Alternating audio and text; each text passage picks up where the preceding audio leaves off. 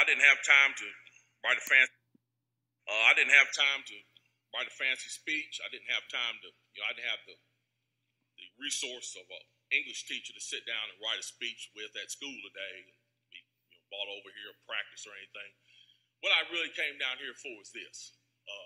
I've heard a whole lot of people in here talking tonight about this group and that group, and domestic violence, and blacks, these minorities and that minority. What I want to know is, when are you all going to start standing up for the majority? And here's who the majority is. I'm the majority. I'm a law-abiding citizen who's never shot anybody, never committed a serious crime, never committed a felony. I've never done anything like that. But it seems like every time we have one of these shootings, nobody wants to put the blame where it goes, which is at the shooter's feet. You want to put it at my feet. You want to turn around and restrict my right, constitutional right that's spelled out in black and white.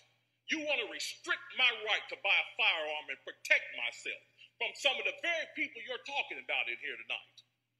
It's ridiculous. I don't think Rod Serling could come up with a better script. It does not make any sense. The law-abiding citizens of this community and many communities around this country, we're the first ones taxed and the last ones considered and the first ones punished when things like this happens, because our rights are the ones that are being taken away. That's the reason why I came down here today. Gun show or no gun show, NRA or no NRA. I'm here to stand up for the law-abiding citizens of this community, because I'm going to tell you that what's going to happen. You can take the guns away from us all you want to. You all write a law, I follow the law, I'll bring my guns down here, I'll turn them in. But here's what's going to happen. The Crips and the Bloods on the other side of town, they're not going to turn their guns in. They're going to hold on to them. And what's going to happen when you have to send the police down there to go take them?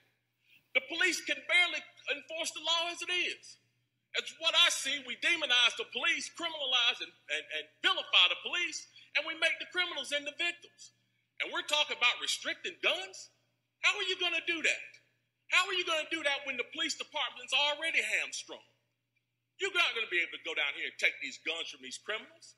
So the criminals are going to hold on to their guns. They're still going to have them. They're still going to break in my house, and they're still going to shoot me with them. And guess who's going to be the one that suffers? It's going to be me. Well, I'm here to tell you tonight, it is not going to happen without a fight. And when I say fight, I don't mean shots fired. I don't mean fist thrown. I mean I'm going to come down here to this city council and raise hell just like these loonies from the left do until you listen to the majority of the people in this city. And I am the majority. The majority of the people in this city are law-abiding, and they follow the law, and they want their constitutional right to be able to bear arms. They want to be able to go to the gun show and buy a hunting rifle or sport rifle. There are no military-grade weapons sold at the gun show. An AR-15 is not a military-grade weapon. Anybody who would go into combat with an AR-15 is a fool. It's a semi-automatic 22 rifle. You'd be killed in 15 minutes in combat with that thing.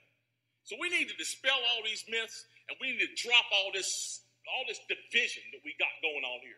Because the bottom line is, when that Second Amendment was written, whether the framers liked it or not, they wrote it for everybody. And I am everybody. And the law-abiding citizens of this city are everybody. And we want our rights, and we want to keep our rights. And by God, we're going to keep them, come hell or high water.